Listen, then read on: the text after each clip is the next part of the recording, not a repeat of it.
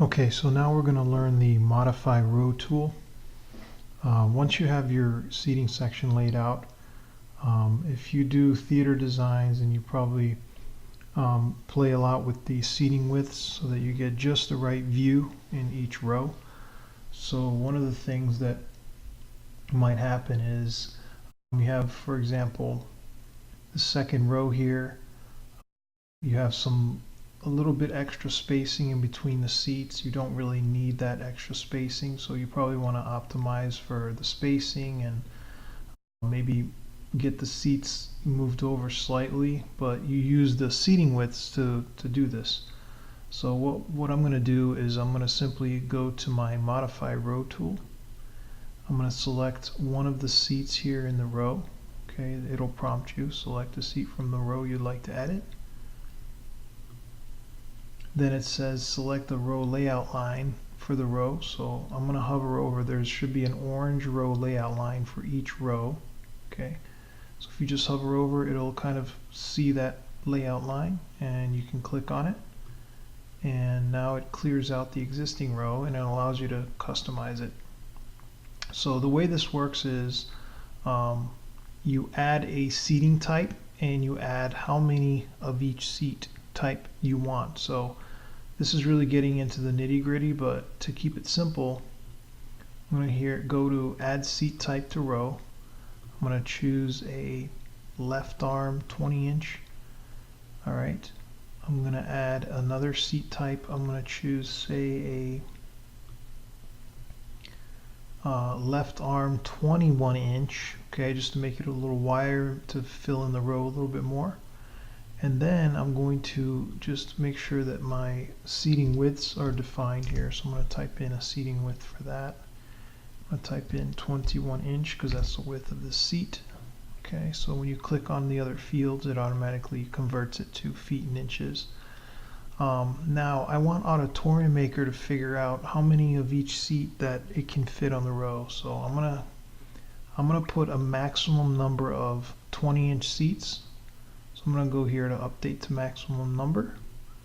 All right, now it calculated, and notice it can fit 11 of 20-inch and 1 of 21-inch. And the way you read this is really simple.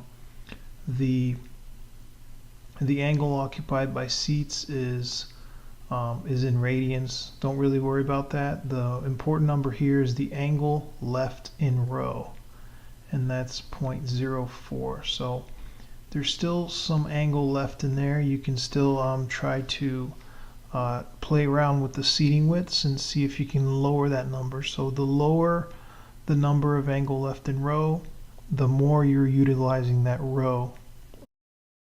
What I'm going to do is I'm going to increase the amount of 21-inch seats. So instead of 1, I'm going to put maybe 3 in there.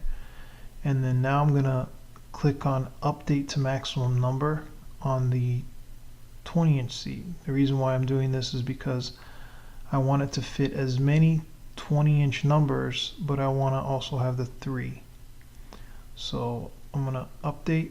Now I got 0.03. So that number is a little bit lower, which means that there's less space in between the rows.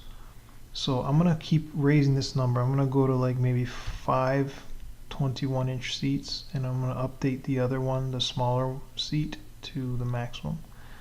And now you can see the number is kind of trying to decrease, and if you keep on increasing the number of the wider seats and updating the more narrow seat, okay, then you eventually got 0.02, you can see, so it's reducing. So I'm going to put 10 of the wider seats, and I'm going to update the other one to maximum. So you see 0.01. That means I'm really utilizing the spacing in that row. So I can still fit 12 seats total, so 10 plus 2 is 12, and I'm utilizing that row more efficiently. Now, as far as how it's going to lay this out, it creates it in a counterclockwise order. So this first seat here is going to be our 1'8" or 20-inch seat, and the last seat here is going to be our 1'9".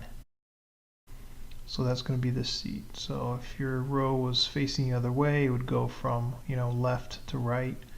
So the first seat on the left represents that first row there. So I'm gonna go ahead and click OK, and now we've got a very well utilized row. You can see there's very little space between each seat, so it really maximizes spacing in that row, especially when you have some tighter designs for theaters. This is good. And you can see that the seat is kind of behind the other one. So again, you can go through, you can optimize the row in the front, or you can optimize the seats in the back as needed.